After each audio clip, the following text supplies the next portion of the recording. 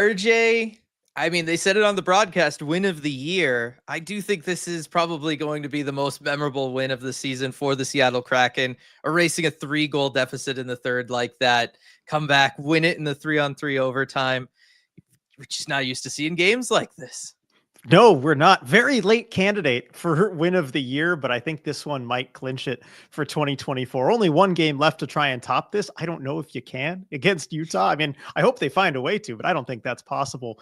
But yeah, epic 3-goal comeback in the final 5 minutes of regulation. And then the Vince Dunn winning goal on a breakaway. I mean, that was a beauty too, the way that whole play developed. And seeing Tyler Myers is really the one who set it up, right? I think that was a little extra sweet for Kraken fans as well. Where he just throws a blind pass that leads to the Dunn breakaway. So that was pretty fun. I mean, just what a fun, really like 6 or 7 minutes that really didn't match the rest of the game, but we'll take it. Yeah, I mean, there's obviously lots to talk about. I will say this: watching the game with my dad and my girlfriend, and the moment they said Tyler Myers comes in, we all went like, "Oh, we're fine." Yep. We didn't necessarily think that was going to happen, but it was like, oh, okay, we can sit back down. Like, this is not going to go poorly for us. Ends up going fantastic. And first 3-goal comeback in franchise history, RJ. Wow. Right there. That is huge. And fitted coming against your regional rival, right? Vancouver. Only Vancouver could blow a game like this. Let's just say it, right? It's true. We've given the Kraken a lot of credit so far. I think the Canucks deserve quite a bit of credit for blowing this game in the way that they did. Don't want to take too much away from what the Kraken did in the last 5 minutes, but this was an epic collapse by the Canucks. And I think that makes it all the more enjoyable, just knowing how that market is. We get to kind of see the aftermath of this for days to come. Yeah, and hey, there's a lot of, well, maybe not a lot of daylight left today, but there is some daylight left. There's a lot of evening left, and you can go and enjoy this win at Queen Anne Beer Hall, a wonderful sponsor of these post-game lives. Definitely want to get the read in for them because, yeah, I mean, a celebratory pretzel, celebratory beer, something like that, probably feel pretty good after this epic comeback. Definitely. Bask in the glow of this comeback and go root for the Arizona Cardinals. Yeah, that too. Good point. Looking at the super chats because they are already piling up. Big surprise, right? First one here from Light. Merry Christmas, Van Chokers. Hashtag, that's why you pull the goalie. RJ, we've been talking about why do you pull the goalie the last couple post games.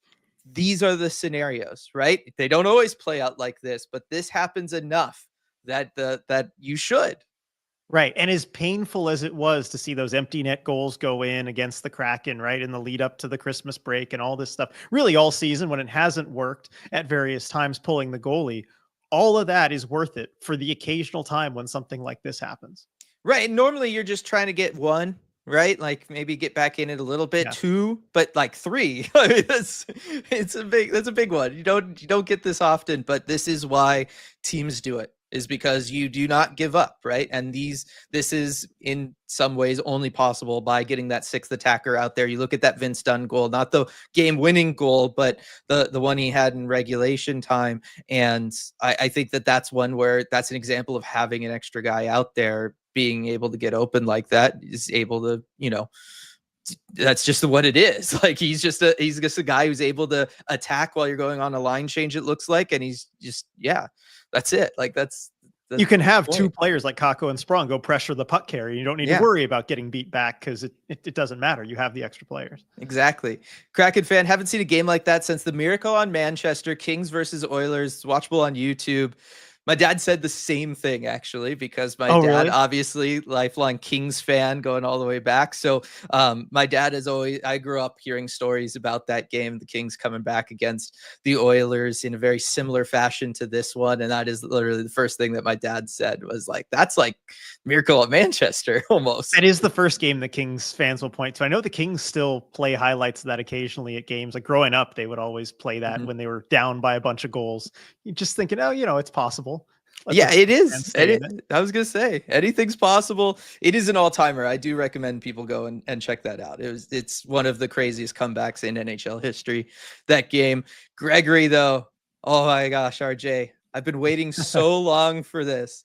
It's been so long, but we finally are back with Lemon Lime Gatorade time, baby. Let me unscrew the Gatorade here. It's got a little bit of dust on it. Let me blow that off, and then finally be able to enjoy this. But Gregory, with the lemon lime Gatorade time, baby, what a comeback. The Dundertaker with 2 clutch goals. I'm still shooketh. And RJ, Vince Dunn picking apart Thatcher Demko twice, like he just has a book on him. Absolutely. Like he was able to find his spot, and he didn't on the first one. They're so different. Didn't have any time to shoot really on that first one, right? He had a ton of space, but he had to get rid of that puck quickly. On the second one, I think that's almost tougher when you just have all day like that. Nobody was going to catch him or even get close. And he was still able to pick a spot on Demko. And it looked like he had him the whole way as you chugged that thing down.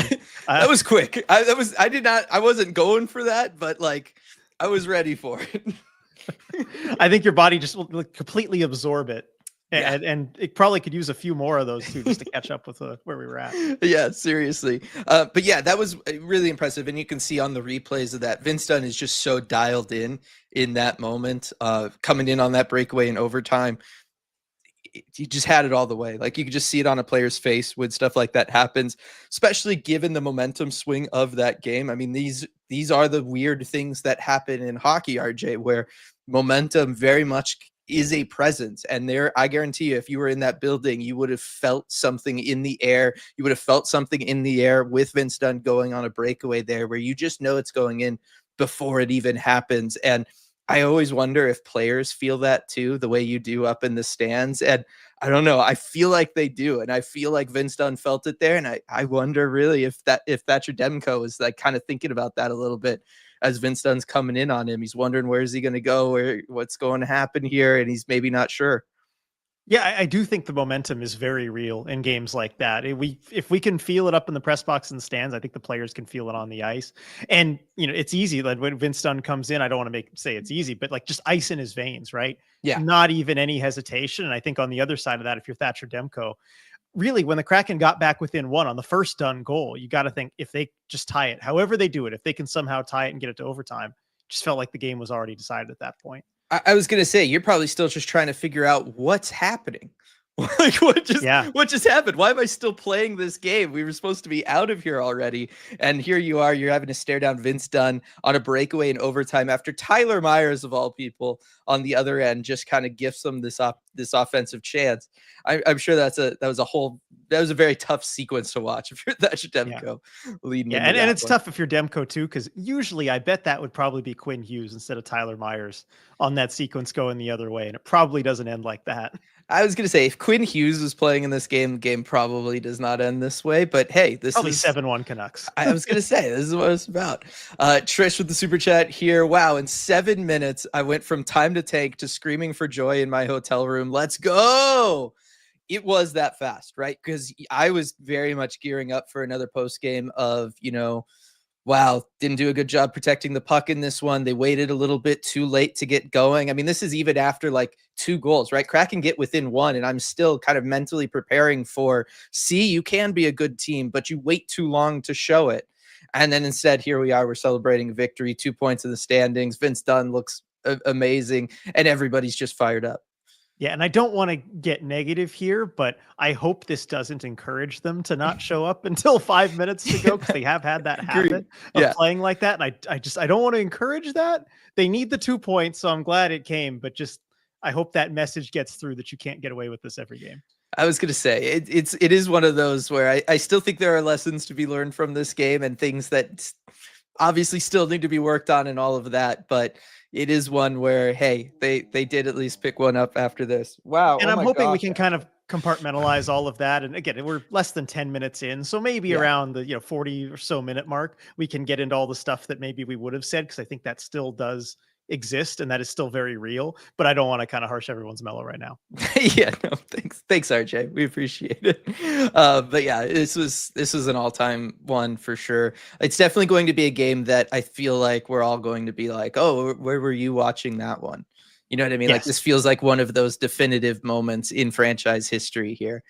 Michael with the super chat here. One of my son-in-laws gave me a Matty jersey for Christmas. I'm never taking the tag of the jersey off. Way to go, Michael. That is awesome.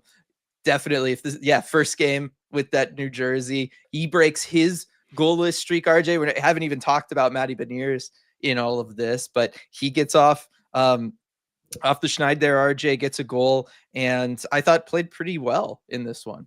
Yeah, I thought he had a good game. He had a few chances that he didn't score too from high danger areas, which is what we had been talking about really a couple post games ago. We dug into the whole idea of what's wrong with Matty Beniers. Why isn't he scoring goals? And I think we came to the conclusion that he's been getting really bad luck. He's been getting a lot of chances from high danger areas, and he's scored a lot less than you would expect really any NHL player to over a long stretch of time. And so we figured that luck would even out for him at some point. And boy, did it today. I mean, this was, look, I don't want to call it a lucky goal, but it kind of was. He skates in. It's a very low quality shot on Thatcher Demko that the goalie just flubs. But first of all, good things happen when you put the puck on net. I'm pretty consistent about that. I always like when you shoot the puck. And second, this is maybe some of that luck kind of catching up. There have been a few chances really over the last 19 games where grade A chances and he just got unlucky. A goalie made a really good save. It got blocked, whatever it is. This is things starting to kind of bounce back for him, and hopefully it continues. Hockey just is very much that way. And what's crazy is too, if you were to show me, but stop it right as like the puck is left Matty's stick, the play in which he actually scores, and then the play in the first period, RJ, where he has the point blank shot on Thatcher Demko, and you would have asked me which of these two plays results in a goal. I would have picked the one that didn't, that's for sure. But I love him going to the net on that first play, getting that grade A chance. Thatcher Demko makes a big save. Second one, Matty gets a little lucky, right? Like this is the definition of throw it on net, see what happens. Thatcher Demko probably wants that sequence back. But that is, sometimes what it takes when you are going through a goalless streak. Sometimes it is just throw something random on net, and the thing you least expect to go in ends up being the thing that actually does it for you. And that was a big one for the Kraken too, because after that first period, RJ, they'd struggled to get shots. They kind of came on late there, but it still was very much like, I don't know, this team just doesn't feel right coming out of the break. Kraken are able to pick up the goal there, tie the game. Obviously, the rest of the second period does not go well for them at all. But it felt like it was that first kind of moment of like, oh, no, we can show life in this one, actually. And then obviously showed a lot of it later. And maybe it does give a little confidence, too, because that shows that Thatcher Demko might be on his game tonight, right? Yeah. And so maybe it gives confidence to a guy like Jaden Schwarz to try and just throw it in from behind the goal line and try and bank it off of somebody, right? Usually when a goalie is on his game or playing like, say, Linus Ullmark did a couple weeks ago, right? You don't try those sorts of things, but it's good to have that mentality just throwing it on net. I was going to say, I got lots of super chats to get to, but Jaden Schwartz's name was finally brought up. I was kind of waiting to see if it was going to come up naturally. Jaden Schwarz, I just want to say, might be one of the most definitive moments in Kraken franchise history as far as a player just saying, we're not losing today. Both with the first goal he picks up where he's just throwing one and he banks it off of Demko from below the goal line. The second one, which is very much a F it, I'm doing this myself kind of play. And he goes out there, he picks up 7 shots on goal in this one. I'm very curious to know how many of those came late in the third period, because it would not surprise me if a lot of them did. But this one really felt like Jaden Schwarz kind of stepping up as a leader on the ice. He is one of those guys that wears an A on his chest, RJ, but stepping up and saying, no, we're better than this actually, and I'm going to make sure that I can kickstart my team here and that we at least walk out of this one respectable. Absolutely. And the team needed somebody to step up and do something like that. And I love that last goal from Jaden Schwarz, the way he bowls through 5 Canucks, really. Everybody was there kind of standing around him or trying to get in his way somewhat. And the puck's bouncing around. It's not clean, right? It's not going to be clean when you're just going to bowl your way to the net, right? You're going to take some contact. The puck's going to be messed with, but it ends up on his stick and he's able to put it in the net. That's the kind of net drive that we need to see more of from everybody on this team. Jaden Schwarz does it. He gets rewarded. I hope every teammate of his is watching that and sees that and wants to emulate that, because what a goal. One of the most memorable goals in franchise history. We're going to remember the Dunn OT winner, but I want to remember the Schwarz goal. If you take one goal out of this game, that's the one. I was going to say, I know Stratix over in chat asking our favorite goals. I mean, it's probably that one for both of us. Yes. Best, certainly I would feel very confident right now to say best single effort goal in Kraken franchise history, because I can't recall another time where we've seen a guy really kind of go through as many guys as he had to not only get the initial shot, but then also stop up. He's got to use his body, a lot of lower strength there to stop the way he does. He's got a Canuck on him and then also kind of get that second opportunity there. Like the whole sequence is insane from Jaden Schwarz. It was fantastic. And from Schwartz to Schultz here with the super chat shows what the Kraken are capable of when they play their own game for even a couple of minutes. Can we just play with 6 skaters and no goalie? I mean, if that's what it takes to wake up this Kraken unit, RJ, and to get them to drive the net, take more opportunities and shots instead of trying to play that East-West game that they were trying to pull the first half of this one, or really the first like 50 minutes of this one. If playing with no goalie is what it takes to have the Kraken enter that mindset where they're going to actually go out there and just make stuff happen, maybe it is worth a shot. And you make a really good point, Schultz. Maybe not about literally playing with 6 skaters all the time, but as far as what the Kraken can do when they play their own game, that's what's been so frustrating, at times infuriating about this team this season, is that we know they have this in them. We know that they're capable of it, but they'll only bring it for 5 to 10 minutes in a given game. And if you could just stretch that over a full 60, I mean, we saw what they were able to do against some of the top teams in the league during that road trip that kind of turned things around. Mm-hmm. It's there for this team. They can do it. It's just finding that consistency. I was going to say, come back around to that wonderful word, consistency.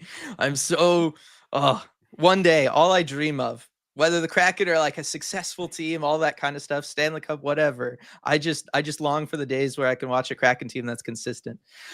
Thomas here, as always, European check-in. What just happened? Going from depression to this? Matty goal, 5 minutes of pure offensive epicness. This is how to fall asleep. That it is. I hope you enjoy your night, Thomas, after this one. If you can fall asleep after something like that, it's got to be tough.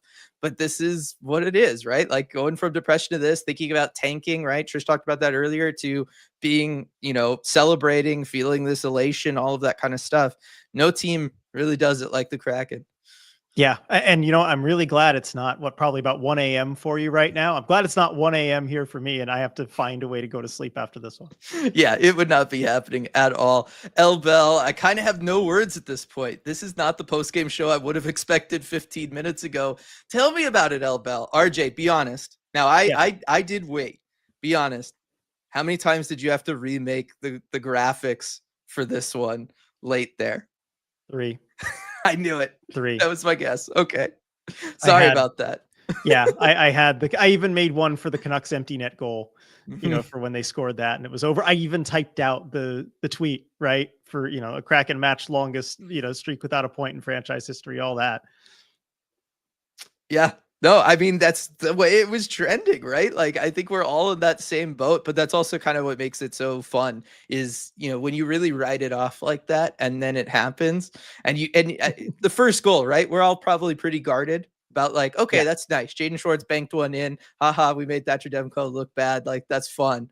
And then it's like, oh no, we get another one. It's like, okay, but like, can we really though? Like, what are the odds? And then it happens and it's great. All of it's so much fun. Huge super chat here from Kendall. Really appreciate this, Kendall. Haven't been able to log on to the post games due to work and travel, but I need to pay up for the early December wager, and no better time than an overtime win. Thanks, RJ and Dylan, for the amazing community. Happy New Year, all. Happy New Year, Kendall. Thanks for hopping on, and definitely thanks for the huge super chat. Yeah, thank you so much, Kendall. Really appreciate that. And it's been a busy time for all of us, but what a time to come back on and join us. So you had to make this one, right? I feel like everyone, if you have a chance at all, got to come on for this post game. Definitely. Another one here from Thomas. Can we put Dunn as a forward? Goals for days. I mean, if the Kraken had like just one more defenseman on the back end, that was a puck mover. I'm not like trying to go down the Will Borgen thing.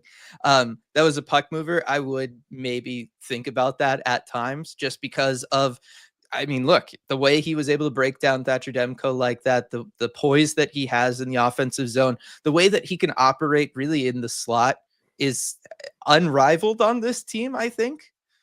Yeah, no, I would say so. And I do wonder if teams might consider doing that at some point, down a goal. It just is situationally, right? If you have a defenseman that's just so prolific offensively and you have other defensemen you could put out there. I wonder if teams might be willing to do that at some point. Like, I'd love to see what Cale Makar could do as a forward in a specific spot situation. The problem is those teams also have good forwards that they can throw in there. The Kraken don't really have that issue. So, it is an interesting thought experiment, but Dunn is he's money offensively. He really is. And it's one where you really felt like he was picking up what Jaden Schwarz was putting down, right? Jaden Schwarz gets that one. He's like, hey, we're not dead yet. Vince Dunn comes out there, gets that empty net goal for you. And then you're like, okay, here we go. Jaden Schwarz then makes the huge play where it's that, single effort play. And he goes in there and he's able to do it. And then, Vince Dunn was probably just waiting for an opportunity like that. And look, Vince Dunn was going to have numbers if he wanted to wait for teammates to come with him in overtime there. And I feel like there are other members of this team that probably would have, RJ. Let's be real. Vince Dunn, zero chance, right? The moment that puck hits his stick, he knows he's going all the way with it. It was really cool to see. But yeah, really the story of this game, as much as it is about the team and everybody coming back, it's really the story of two guys, Jaden Schwarz and Vince Dunn, just never giving up. Yeah, and it shows how much one player, right, or two players can make a difference in a game when they're possessed like that and have the skill. For a team that doesn't really have, because we talk about this with star players, right?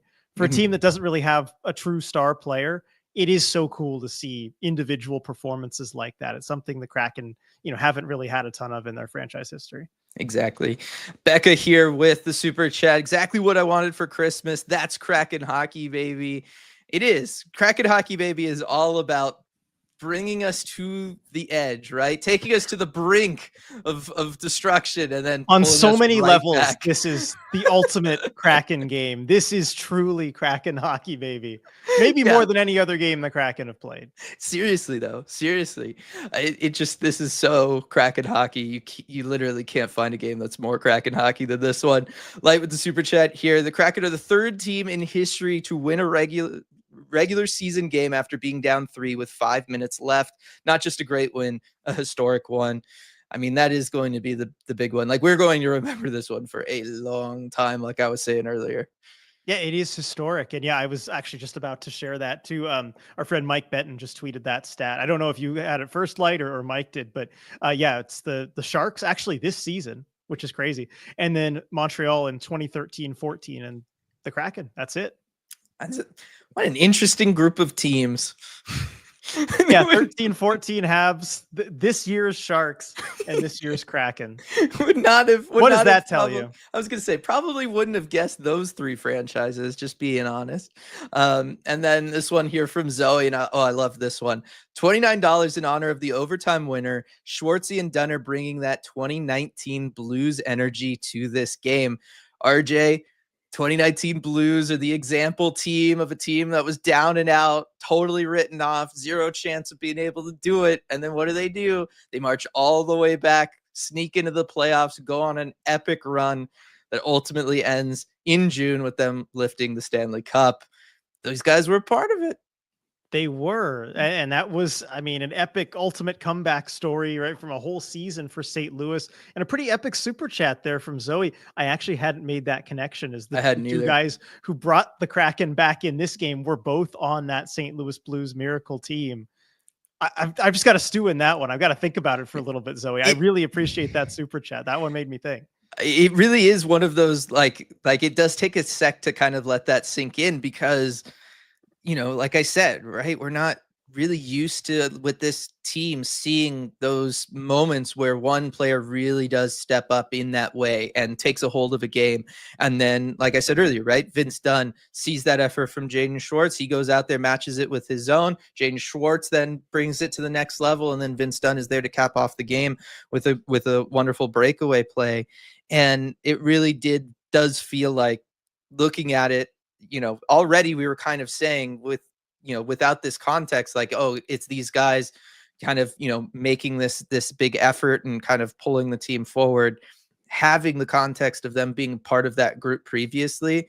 And that was in there somewhere for them. And then they were just able to unlock it and utilize it in this one. It really is one where you're like, okay, I really hope lessons like that can be contagious.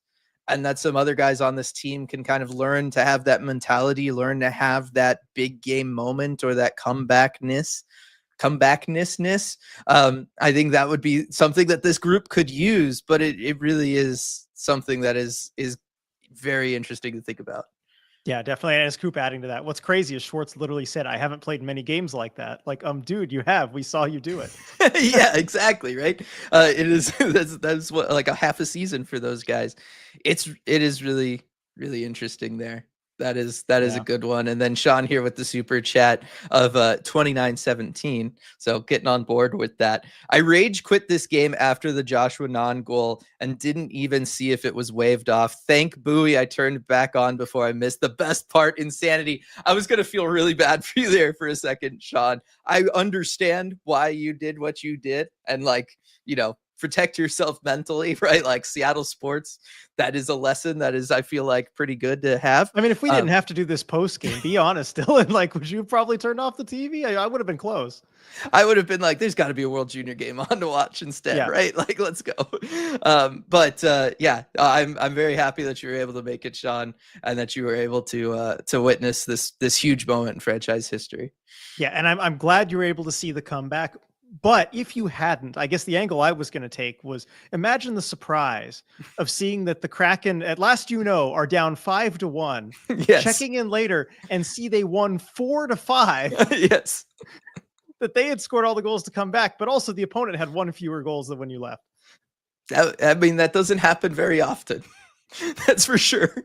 That would be an unusual. Like one of my weird, dreams that I would have before a podcast, which apparently I do occasionally, about fake storylines that I imagine. Yeah, that would be something like one of those. They are pretty creative. We got to write those down, and then just one day during the off season, during an August, just go down all like the RJ What If universe.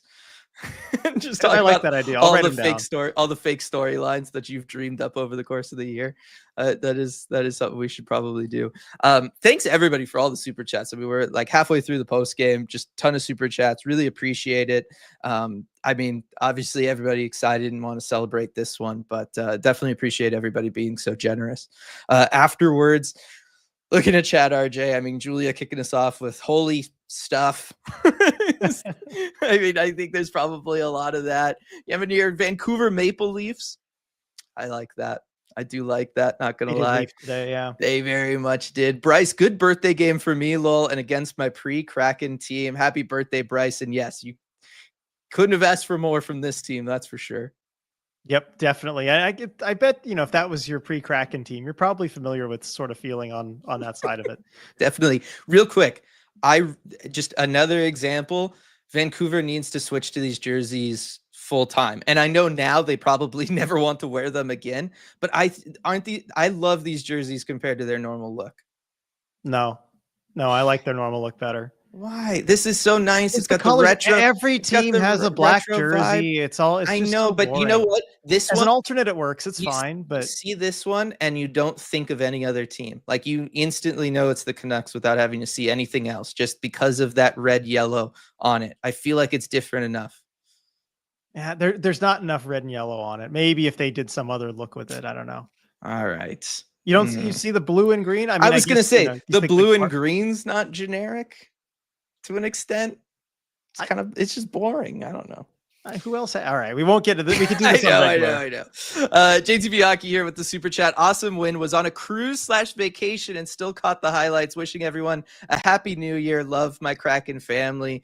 Appreciate you too, JTB Hockey. Thank you for making it and being able to stop by. And glad that you're able to enjoy the highlights while on vacation there.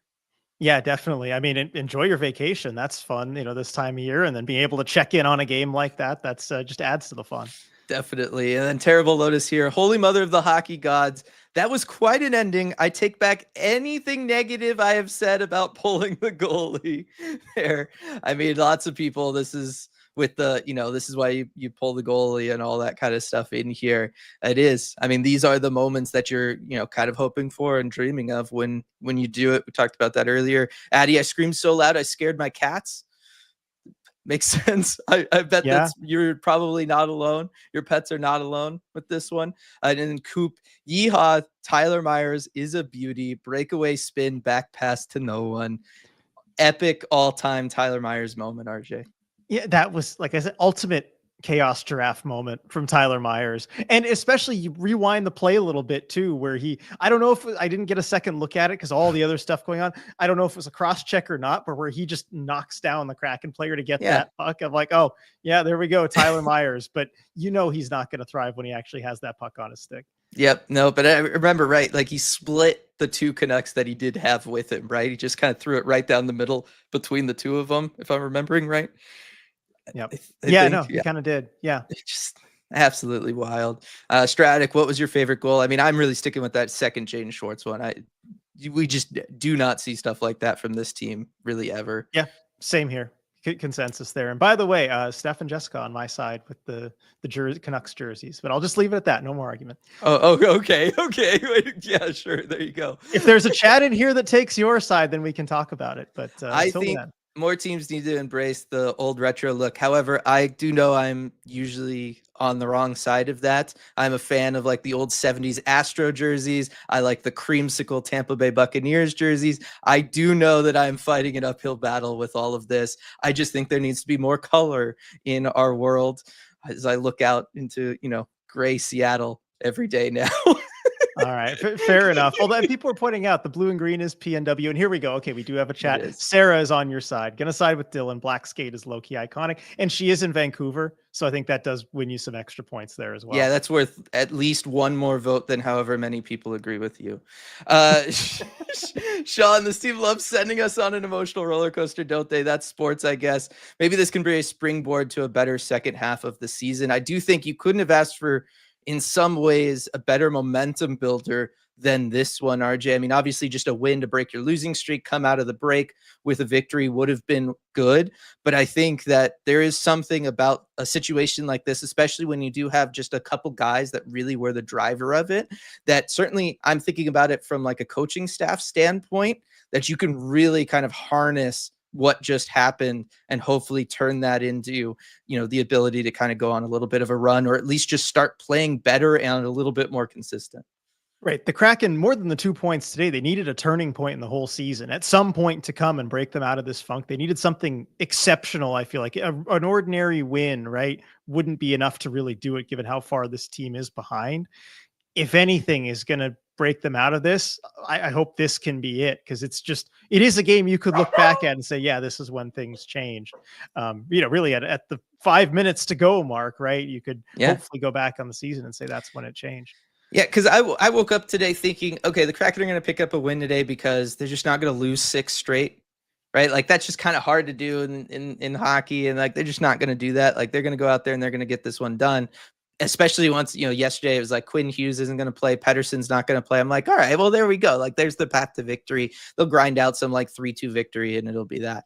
But the fact that you did all the stuff that you normally do, that does not work. And then you did the stuff that everybody has basically been asking and telling you to do. And it does work in a huge way. And you see just how effective it can be. I feel like, if the Kraken kind of don't use that moving forward, that's a huge kind of wasted opportunity. I will say that. Andrew here with the super chat was there for the skate and watch at KCI. Best way to experience a game like this. That had to be epic. I hope we get like social media videos of that, come out or something. Yeah, that would be awesome. I love the skate and watches that the Kraken will do. And it's just fun to watch hockey while you're getting to skate yourself. I mean, it's a cool experience. And then again, we're all about the community atmosphere, right? The more you can experience something like that together with other people, the better it is. I mean, I don't know that I would have been able to keep skating. Like, I got to imagine at some point as the comeback's happening, everybody just kind of stops and stands there and watches, right? I would think so, right? Or at least you keep moving your feet instinctively and just smack into the glass or something. Oh, just everybody just keeps pressing against the glass like this, just over and over. Yeah, I guess so. And also, as I see in chat here, my comment about how nobody had defended your position brought out all the chats in favor of your side. So I think you're actually definitely winning here now. Okay, let's go. I mean, big shock, RJ. I'm saying that something that Vancouver does regularly is drawing a big swell of support from Seattle. Tammy here with the super chat. I live in a trailer park. My front windows are practically on the sidewalk. I scared my neighbors who were walking by right when we tied the game. So there we go. Can add neighbors scared. And I mean, I'm in an apartment. If I had screamed louder, I probably would have freaked out some neighbors as well. Can add neighbors to the list of people who now know about the Kraken victory without being, following the team closely. Yep. I mean, I guess that is one way to kind of spread the word. You remember those stories that came out? It was a hockey game, right? Where the fans were screaming so loud that like the neighbors called the police thinking something was wrong. Yeah, exactly. It was during a cup final or something. Some good stuff for sure. Let's see, Mason. It felt like there was that 5-minute shift again. I just hope this becomes a catalyst for turning this around. I'm thinking post-Christmas break 2 years ago. Again, it would have to be a bigger run than they were able to do a couple years ago, RJ, but this is the kind of thing that you can point to and say, yes, that was the catalyst for it. That was the moment where everything changed, right? I mean, all good runs that teams go on have that one thing, whether it is a huge game like this, where it's, a historic comeback and you're able to do it, or it's your coaching staff canceling your ability to go see you two at the Sphere. There is always that one moment that kind of, acts as that catalyst or springboard and sends you on your way. Yeah, definitely. I mean, yeah, you look at a couple of years ago, it was around this time of year too. It was their last loss. It was December 30th against Edmonton. They lost 7-2 in that game. And you remember that one. That was a pretty brutal one. And then they go on to win, 8 games in a row and put themselves, right in the playoff conversation. Kraken would need something like that to get back anywhere near in it. Yeah, definitely. Kalen, I like this, RJ, and just bear with me because I know this isn't really your thing. Okay. The Canucks collapsing is because Miller and Pettersson hate each other. And then with the kind of snickering emoji there. I like this because this is going to be insane from the Vancouver fan base and media after this one. And I feel bad for the Canucks players and coaching staff that are going to have to go through it because of just everything. But I will say, if you are on the Pettersson side of everything going on there right now, I mean, here's the game to point to. Your boy's out. This is JT Miller's time to shine. And what happens? Epic collapse. Just saying. Just going to throw that gasoline on the fire there. Guess what's big L for the Canucks? Big dub for Team Pettersson, I guess. That is true. That is definitely true. And then Fusion Mix pointing out Vancouver really needs Hughes. I'm understanding now, RJ, why Quinn Hughes has been playing as many minutes a game as he has been. They absolutely need him. I thought their blue line was a little bit deeper than this, or at least capable of playing better because of some of the names back there.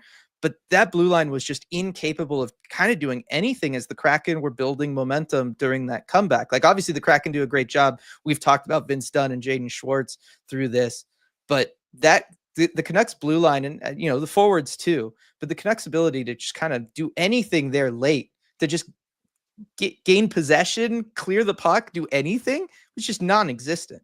No, they're an absolute mess on the blue line without Quinn Hughes. He is just holding this together. I don't think there's a more valuable single defenseman. Maybe you could argue Vince Dunn, really, but in the NHL, for what their team is with them versus without them, this blue line has a lot of work to do in a lot of ways to go. I just don't think they have enough talent, anywhere near enough talent on that blue line without him. I mean, Erik Brannstrom, even watching him on the power play, as the power play quarterback, he was fumbling the puck at the blue line. He wasn't that was a dangerous power play aside from Brannstrom almost single-handedly kind of ruining it. So that's tough. And yeah, I mean, they just have a bunch of slow guys too. Forbert's pretty slow. Myers is not very fast. He's lucky he's big. Desharnais looks so slow. So slow. Desharnais was awful. Yeah. Soucy's not the fastest guy, but he looked fast compared to the other blue liners they have out there. But he still will take penalties and make some of the bad decisions we know him for. Yeah, it's bad. And then Hronek, I mean, when I saw Hronek, someone mentioned in chat, I don't know when he's supposed to come back, but man. Bryce and Canucks are missing him too, to be fair. Yeah. I was going to say, they are missing their top missing both of them is really, really tough to deal with for anybody. We could say the same thing about the Kraken blue line if they didn't have Dunn or Montour. If those two were out, we'd probably be saying similar things, I suppose. Yeah. We talked about this with Sean's super chat, but here's Jason. I may have turned off the game early in the third and hopped on to wallow with the group. I'm still confused. I mean, enjoy it. Won. Congrats. Hey, we won. But yeah, this one deserves a going back and checking it out. And Kyle here too. I'm sorry, what happened? I missed the third. Yeah, no, this is one to go back and watch the highlights for sure. Definitely. Happened. Yeah, this is hockey. Only hockey produces results like this. It is crazy. And then we've got some people here. Viren still at the arena, just dropping in to say that game was a whole entire journey. If you were a Kraken fan and you made the trip up to Vancouver, or you're a Kraken fan in Vancouver and you went to this game, I got to imagine, especially if you were really decked out in Kraken stuff, you're there. Absolute brutal 55 first minutes to get the ultimate last laugh against a whole group of people like that. I mean, I'm sure, again, lot of misery at the beginning there, but that ultimate payoff at the end's got to feel so good. I'm sure there's some great stories of Canucks fans chirping the Kraken fans who were there, because it seemed like there were a good amount of Kraken fans at the building. I mean, there should be. Seattle's close enough, right? And to only be able to, if you choose to, right, to give it all right back in that stretch of time. I remember some Sharks Kings games like that go in LA as a Sharks fan growing up. I mean, there was one, I think the Sharks came back it was a 4-goal comeback where they were early second, I think, down like 5-1, and they came back and won it in overtime. And that was one of the most fun games I've ever been to. So it's good. I would just start laughing, and I wouldn't be able to stop laughing. And I just keep looking around and making eye contact and just laughing. That's a good way to go about it. That would be so much fun. Not directly antagonizing anybody, but they feel it. And then Christian already thinking about the hockey guy review of this game tonight. Can't imagine he's all too happy. It's going to be an episode on that for sure. Could you imagine if this was the Leafs and had to watch the dangle review afterwards? No, man, that's crazy. And then Sam, via Money Puck, the Canucks were favored 98% to win when the first Schwarz goal happened. And then Devin here, chalk it up for Jess Campbell. She drew up the play. Good for her. I mean, always comes in there with that whiteboard, RJ. And it does feel like in the times in which the Kraken are able to take a timeout or have some sort of break and she pulls out the whiteboard, doesn't always result in a goal, but it does feel like we do see a noticeable step up in that next sequence from the team when she is able to take a moment to kind of, talk it out with them, draw something up, have them, really all get on the same page like that. They always come out looking better. Right. And as usual, too, she gave another great intermission interview where she, like she always does, pointed out all the things that they really need to be doing better. And especially with the extra man, it's not the power play in the normal sense when you pull the goalie, but talking about how the Canucks like to send pressure up high. And if you can work things down low and push it to the net at that point, that you're going to have success. And it is a lot of the stuff that we did see with the extra man once they pulled the goalie. Exactly. And then Kitty B Kraken, it was like two different Kraken teams out there this afternoon. When the second team finally showed up, they had no problem winning the game. That's got to drive the coaches crazy. I mean, it drives me crazy on behalf of Dan Bilesma, Jess Campbell, Bob Woods, Dave Lowry, Steve Briere, everybody, right? That's part of the staff for the Kraken. Because again, it's not like the coaching staff changes their messaging for the final 5 minutes of the game in this one, right? Like from, the first stoppage, they've gotten a look at the Canucks, what the Canucks are doing. They're talking to their team. They're trying to elicit this from the group. There is zero chance that Dan Bilesma is there on the bench being like, conserve energy for the final 5 minutes, guys, no matter how bad the score gets. Right. But that's the way this team continually comes out and plays. And, it played this way under Dave Haxtell too, to an extent. It is one of those where I do feel like this is a kind of a more positive example of something else to point to and say, see, this isn't really a coaching issue with this group. This is something that the players kind of do on their own. Yeah, I think this just confirms that. I mean, this is the players, this is this group, and that's where the solution kind of has to come from. And then I see we got a super chat here from Light that, who had a decent game? Stevenson. And I'm curious what you thought of Stevenson's game in this one. He's a +3. I was checking the plus minus. He was on the ice for a few goals. He was nowhere near where the goal happened on any of them, I feel like. I mean, I think the one he was closest to was the Dunn breakaway. And he did he was skating slowly, looking over his shoulder to make sure no Canucks were threatening to get close to Dunn. I think he was going to try and step in the way of anybody who could, but there was nobody even close enough. So he's like, all right, Dunner, do this. Yeah. I thought he was solid. He was okay in this one. Like, I thought he was fine. Yeah, I thought he was fine too. To be honest, I do think this was one of his better defensive games. The only times that I noticed him, I guess I noticed him a little bit in the offensive zone in the first period, but was kind of a little bit later. He made a fantastic play earlier in the third period defensively to break up that chance. Yeah, exactly. Like that was, and I said it out loud too. I turned to my girlfriend and I was like, that's Chandler Stevenson's best defensive play all year. I might have said also it's probably his only defensive play all year, but it was definitely his best defensive play of the year. And so I do think that he came out maybe a little bit motivated. We know some of the online discourse that has happened over the break involving Chandler Stevenson. I feel like he came out motivated and he did play well. And, one more thing I want to mention with Stevenson is they did switch the lines back again. They switched them around. And we looked at of the many charts that we've seen with Chandler Stevenson, not very many of them flattering. And I guess the one I shared earlier wasn't flattering either, looking at how he had, in a sense, dragged down every single one of his teammates that he'd played with this season from an expected goals percentage, except one.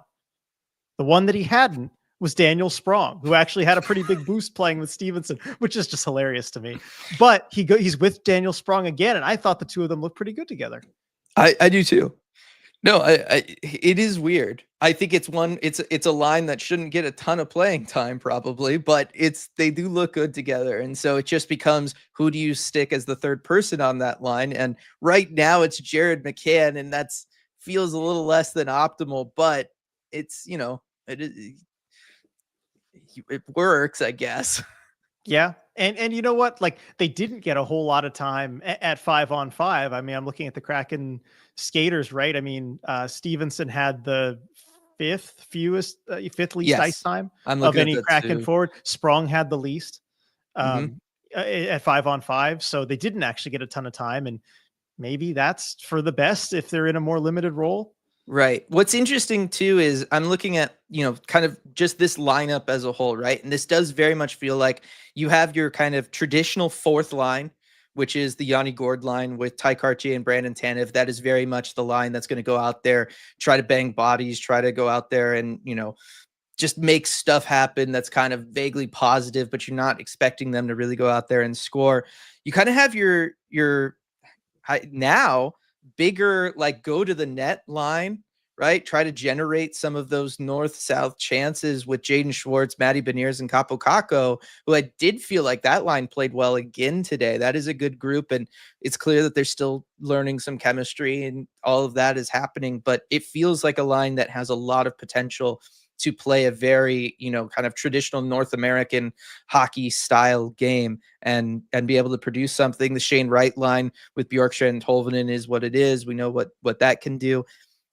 Then it kind of does leave as like your skill line, or at least the line that should be like your volume shooting line, the line that should be going out there and generating a lot of offensive chances for you, is that Jared McCann, Chandler Stevenson, Daniel Sprong line.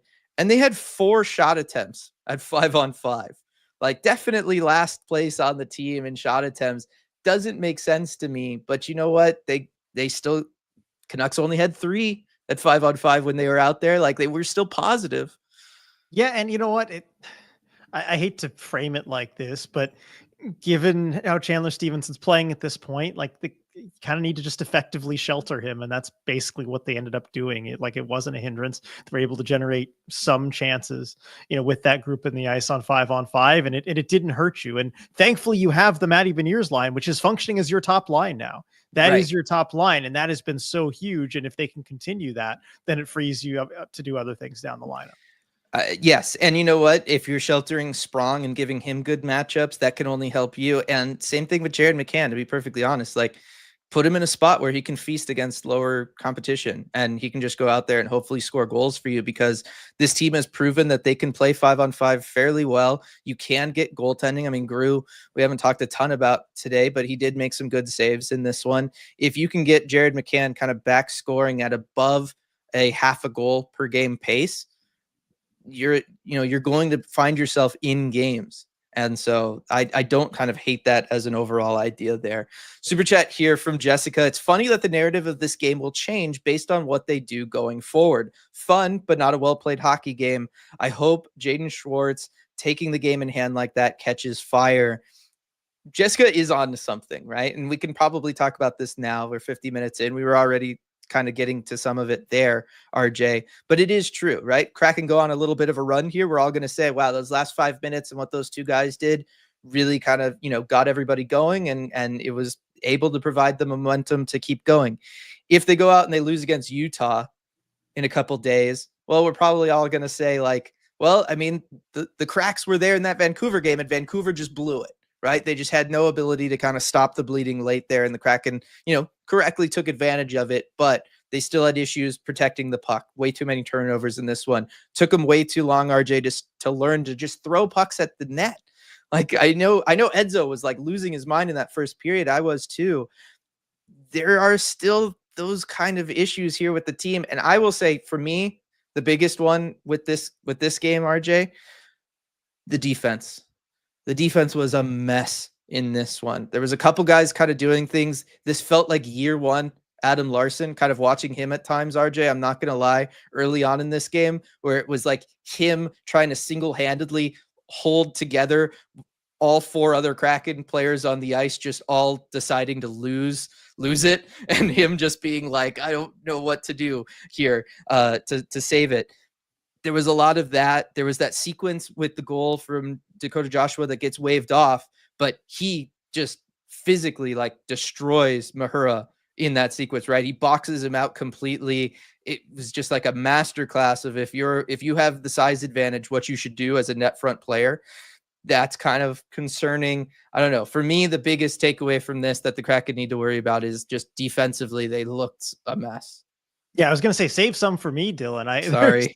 No, it's okay. There were a lot of issues for this team. I think defense is the most pressing one, right? The amount of times that we just heard the phrase defensive breakdown, whether it was on the broadcast or just, talking about the plays on social media or whatever, it was just breakdown after breakdown after breakdown. And against most teams in most situations, you can't get 2 points out of a game where you do that. And looking at it again, if they lose against Utah, if this isn't the spark for something amazing, you look back at this game and say, yeah, for 55 minutes, Kraken were every bit as lifeless after the break as they were before the break. And that's a concerning sign. You kind of want to look refreshed, get that jolt after a few days off. And the Kraken largely just didn't find it. And also you're facing a Canucks team that's losing that doesn't have their 2 best players, arguably. Certainly their best, right. I think, in Quinn Hughes, and then arguably their best forward, depending on if you're on Team Pettersson or Team Miller. But that's another element of it too, right? The other team's pretty shorthanded. Their goalie doesn't have a good game. It's not exactly, and still they go up on you 4-1, almost 5-1. There are a lot of, asterisks, caveats you can have to this game if things don't turn around for the Kraken overall. Yeah, so it's going to be really interesting. Obviously, I was already kind of excited for the first home game back after the break and all of that kind of stuff, but I'm really looking forward to this game now, because this is another chance for this group to kind of show us that they can build on something positive like this. Again, we talked about it earlier. You cannot ask for a better foundation to build off of than this, the end of this one. Very curious to see how they approach that game against a team in Utah, RJ, that's really, if you want to go out there and dictate the pace of play, like you can against that group. If you want to have breakdowns, they're going to take advantage of it, right? Like you're going into a game against a team that is very much going to let you decide whether or not you win that game, because Utah picks apart teams that are bad, but they lose to the good teams, right? They don't have the ability to overcome a team playing good defense and then counterattacking against them well. They just don't have that ability, but they have the ability to make good plays in the offensive zone and get open, find open space, find players in open space, and really make you pay for it. It's going to be very interesting to see what kind of Kraken team shows up for that game against Utah. And in some ways, it feels like Utah is the perfect opponent for us to kind of see what kind of Kraken team we're going to have, just because I don't know that there is a better team to kind of, give you an immediate kind of result and feel of, is my team playing well tonight or not, than the Utah Hockey Club. Well said. They are the perfect measuring stick opponent. And I think it's kind of funny, given their rather generic name, right? That they are kind of that team where you can measure yourself against and just kind of see where your own team is at. But I think very well said, right? They're going to make the Kraken pay if they play defensively as bad as they did tonight. But they're a team that can be shut down and that can be handled if you are playing tight, playing connected too, because that's the other thing. It's something that Bilesma talks about all the time. It's mentioned on the broadcast, just playing connected, playing together. For 55 minutes, the Kraken looked as disconnected as I've seen them all season. That's going to be a key against Utah is, can you play connected? Can you take care of the puck? Because if you don't, they're going to burn you. Exactly. And then super chat here from Hockey Mom. Do the hockey gods like us again, RJ? Ask me in a couple days. I know, right? Certainly in this one, because look, the Kraken didn't deserve to win this game the way they played for 55 minutes. Yeah. Absolutely not. So I think the hockey gods, anytime you have a comeback, the likes of which has only been seen in the NHL twice before, I think you have to say, yes, they do like you. So at least today, absolutely. Yeah, I do think it's like, it's one of those where so much about this team, and this is something that you do kind of want in theory, is self-determined, right? Like, this is definitely a group that very much controls their own destiny game to game. And not in the sense of like a larger playoff context and all of that kind of stuff, but in the sense of when they show up and they play like we know they can, like they did in the last 5 minutes tonight, they generally win hockey games, right? They go out there and they're able to beat good teams. They have successful road trips like that one that they had a couple weeks ago. But when they are not locked in, when they're not playing together, when they're just not that focused, it can lose to anybody. And we've seen them do it this year. And it can be that much more frustrating when you have a team that is like this, and they do have those games where they lose, but it also, nothing gives you more hope than games like today, where on the flip side, they show up, they play, they do all of the things right, and they're able to walk away with 2 points, and they're able to really excite you, and they're able to make these fantastic plays and, just crush a team's hopes and dreams in a game the way that they did. It very much feels like, more than really any other hockey team I've ever seen, RJ, from a regular season game to game standpoint, this is the most self-deterministic team that I can remember seeing. Yeah. You know what? I'd agree with you on that. It's just kind of crazy watching it game in, game out. And also I want to report something, because it feels like a long time since we have talked about this or cared about this, but Vince Dunn got the belt. Okay, hey, let's go. I forgot about the belt. I forgot it existed. I'm not gonna lie. I forgot what lemon lime Gatorade tasted like. I forgot about the belt. It had been a minute with that in there, but the break in there. But yeah, it's good to hear. Happy about that. And then super chat here from Edward. Fear the Deep includes deep into the hockey game. Hey, I'll take it. Go Kraken. Definitely, Edward. Love that. And then the comic binge also here with the super chat. Wrong game to miss. I mean, we talked about if you turned this one off before the comeback in the third period, if you had other obligations to Saturday, all that kind of stuff. I mean, I had to miss a little bit of the second period, picking up my girlfriend from the airport. Definitely a tough one. Yeah, for sure. And I do want to say too, this is look, if you're watching the game on TV, you got other stuff to do or whatever, but this right here, and I want to send this message to everybody who attends hockey games, who actually physically goes to games, never leave early if you can help it, because you might miss something like this or something crazy. Yeah, beating the traffic is nice, I guess. It's never worth it if you miss a game like this. And it's hockey. Stuff like this will happen. You will see it in your lifetime at some point. Yes, and I will say the traffic, beating the traffic thing, as somebody from LA, viable excuse there. I will give you that. Not just up here. about anywhere else. not a good enough excuse. All right. Just, it's not. I know you think you know what traffic is. You have no idea what traffic is. Okay. It's not a good enough excuse. Sit in the parking lot the 20 minutes to get out of it. You'll be fine. There, and then I did like this question here too. RJ, looking ahead to that next game, Jeremy asking, Grew definitely starts if Joey is ready to go, right? Or well, actually, like, if Joey's not ready to go, Grew's definitely starting. But I think Jeremy's trying to get at, like, after a game like this, do you change anything? Like, are we just going to see the same lineup even if Joey's ready to go, he works back and he's good? Do you think we see any changes? I don't think we do. Although I wouldn't be surprised to see Joey if he is good to go. Just because, look, Grubauer played okay, I guess. But, he still gave up 4 goals. Like, he didn't have the best game. He wasn't, exceptional, right? So I could see Joey potentially going if he's feeling good enough. But why would you chance that? Why would you risk that at this point? So you're going to need him healthy if you're going to have any shot at climbing back into things. Probably go Grubauer again in the next game. Give Joey another couple of days off. I would do that. And I wouldn't change anything in the lineup because you gotta, what were we talking about when we were, was it like whether to scratch players or bench players? It was earlier, right? Where, I'm sorry, I'm trying to like dig this up from like a couple weeks ago, but your point of like, you have to basically pretend or act like nothing's wrong. I think it was after like one win. It was like after the Boston game or something, right? Where you have to just act like, things are going well. You can't be worried about, maybe it was like after a Grubauer game or something, right? You have to just start him again and not be worried that he's going to do that again. I feel like that applies to the whole team right now, where you have to treat this as, this was our turning point. This was it. We figured it out. We've got it. Let's go run it back with the same group and let's go win another one. You can't be changing things up because you played a bad 55 minutes. Right. I don't like the idea of coaching scared. Right. I don't like the idea of trying to shelter certain guys in your lineup, shelter your goalie, on all of that kind of stuff. Obviously, there's something to, you start your better goalie against a better team, whatever. Right. Like, there is a level of that, but I don't ever want to feel like the team is coaching scared or Dan is coaching scared, because I think the moment you do that, especially if you're a coach, right, a head coach, you're supposed to be the ultimate leader, right? You are leading this group of men.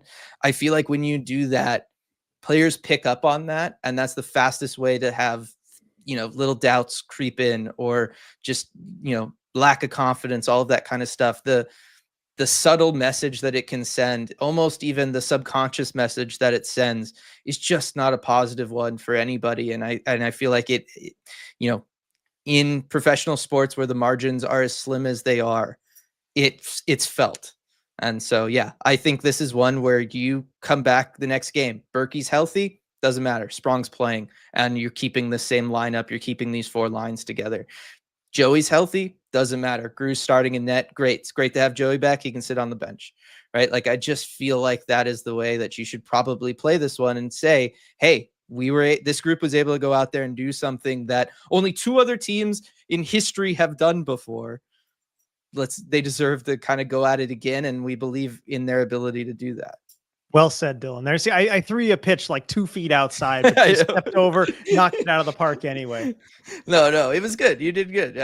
I had forgotten about that, so thanks for bringing it back up. But I think that's a good place to end this one. Again, absolutely wild game. Was not expecting to talk about this. I don't think anybody was. It's just absolutely crazy. Huge one, huge victory, huge game, all-timer, all that stuff. We've talked about it.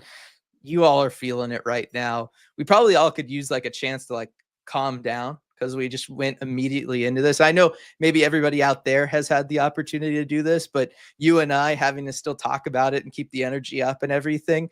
I'm kind of looking forward to being able to take a breath, take a minute, and just kind of let it all sink in, what I just saw, because we had to hop on here so fast.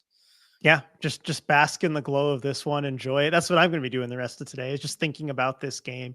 Enjoy it. I hope you were able to do the same, Dylan, as you end this stream and go watch your Bengals, watch your Bengals fight for their playoff chances too. So there's that for you. Sorry. They don't deserve it. They don't deserve it. It's fine.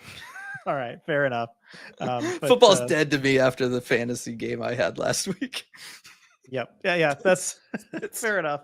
It's fair. I want to thank Queen Anne Beer Hall one more time for sponsoring Postgame Live. Again, great place to go, not just for the games, but even on a day like this where we still got plenty of time left. It's a Saturday. Go out, have fun, and go to Queen Anne Beer Hall. Appreciate them. Appreciate all of you for showing up. Appreciate all the super chats from everybody. And we'll catch you all next time.